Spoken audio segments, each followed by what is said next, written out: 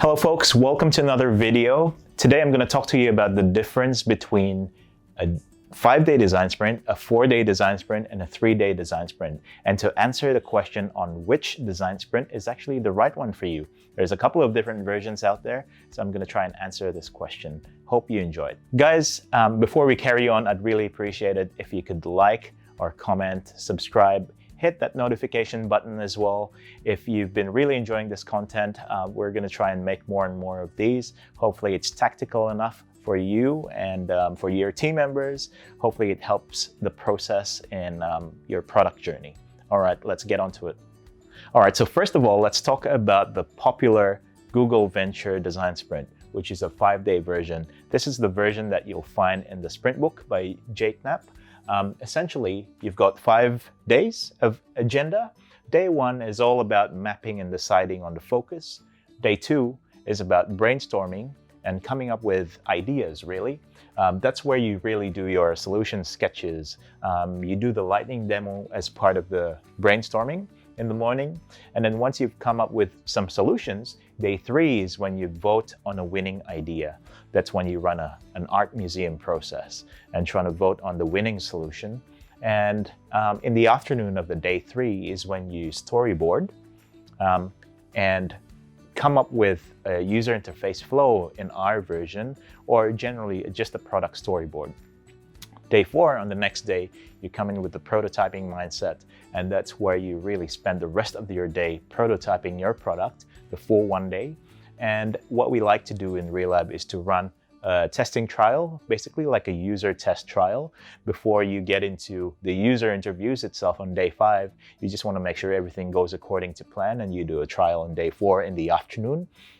Day 5 is when you get your user interviews to come in, your users to come in and for you to interview and get their feedback and decide on next step actions. So that's what the 5-day version typically looks like. And now let's talk about the Design Sprint 2.0. Our friends at AJ and Smart has introduced this and made it popular. But let's talk about the 4-day design sprint and see if it's the right one for you. I would say I'll explain how you transition from the 5-day to the 4-day and what the difference is. But in Design Sprint 2.0, which is the 4-day version, essentially you're combining day number 1 and day number 2 into the 1 day. And the reason why you get to do this is because you've been so efficient in the process, you know exactly what to do. Very experienced facilitators can do this because they know how to navigate around the process and make it super efficient. And so what I'll do here is I'll just write day 1 of the Design Sprint 2.0 process essentially covers these 4 things, which is mapping and deciding on focus, brainstorm, you do some lightning demo stuff here, and ideation, where you come up with solution sketches. Ideation. All right. So basically you're cramping the day 1 and day 2 from the 5-day version into day 1. There are little hacks here and there that you could do to make sure that you could fill up all of your day 1 in Design Sprint 2.0 to do all of these activities. And your day 2 is essentially the same thing as your day 3 in the 5-day version, which is vote on winning solution, winning solution or idea, and that's also where you storyboard, and so on and so forth. So day 3 in 2.0 is your day 4 in the 5-day version, which is prototype and test trial is what we do more in Relab, but I'm sure other facilitators do it as well, but it's important to run a test trial.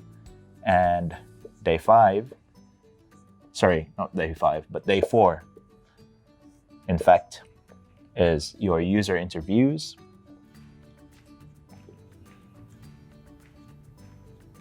and deciding on next steps.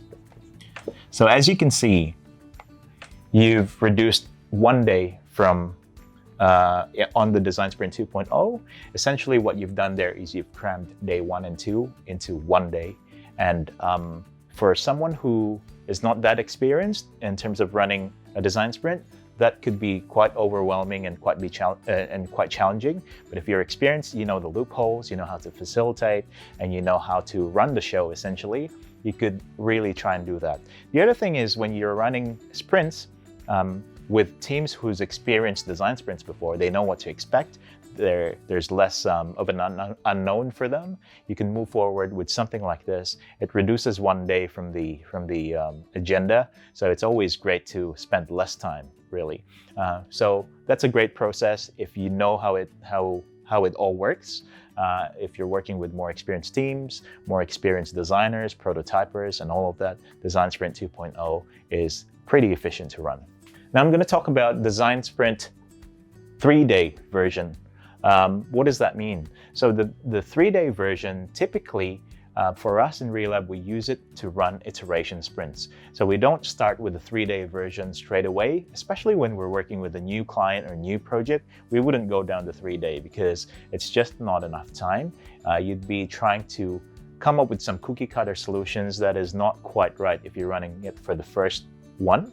But you'd run this for iteration sprints. So usually we would run this in iteration mode, where you've already run either the 5-day version or the 4-day version, and then you've got some feedback from your users, and then you want to run some iteration sprints. So in this case, what we typically do is we no longer need to do certain things that we've done before. So we don't need to do any mapping or deciding a focus. Or if the challenge was actually the focus itself, would shift the focus into another point of our user journey map. But typically, you jump into a brainstorm mode straight away. You go brainstorm. So you're coming up with more ideas. You ideate. Ideation. And then you'd vote on winning idea. And you storyboard. So the reason why we could do all of this in the 1 day is because we've already had information from the previous sprints that we've done that we don't need to redo some of them. We'll start where we left off, or we'll start where we need to iterate, really. And that's why we brainstorm. Come up with ideas, vote on a winning solution, and storyboard. And then on day 2 is, you'd know this, we storyboard. Sorry, not storyboard, but we prototype. So we spend most of our days prototyping.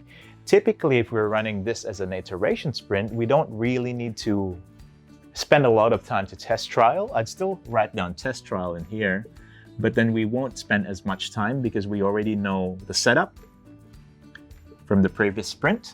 So we spent more time prototyping for the full day, and your day 3 is another user testing.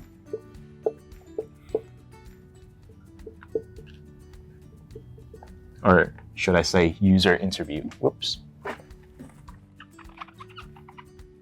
And again, decide on next steps. Now you might be asking, are we using the same users that you've interviewed in your first sprint if you're doing a second sprint or the third sprint during iteration?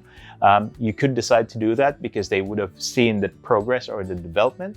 They might have had certain feedbacks that informed you for your iteration sprint that you wanted to make sure that you've done the right thing, and then you want to get the same users to validate. But what I would typically do is get part of them that were part of your original sprint and get new users as well to test it. So you get another unbiased opinion during that process. So hopefully that explains it. But essentially, if you're asking which one's the right one for you, look at your team members, look at your challenge. If it's big enough, and if it's the first time that you're running it, go with the 5-day version, because that's going to give you time and understanding without having to rush through the whole process. If you're experienced and you know exactly what you're doing and you know how to trick the process that you can make your day 1s and day 2s super efficient, you could go with the Design Sprint 2.0 or the 4-day version. If you're running iteration sprints, you're fixing, reviewing, changing features, coming up with variations of ideas, go with the 3-day version, because saving 2 days is a lot of time actually. So yeah, hopefully that's helpful for you. If you have any questions, leave a comment. Don't forget to like and subscribe. Share it with your friends too. All right, guys, see you next time.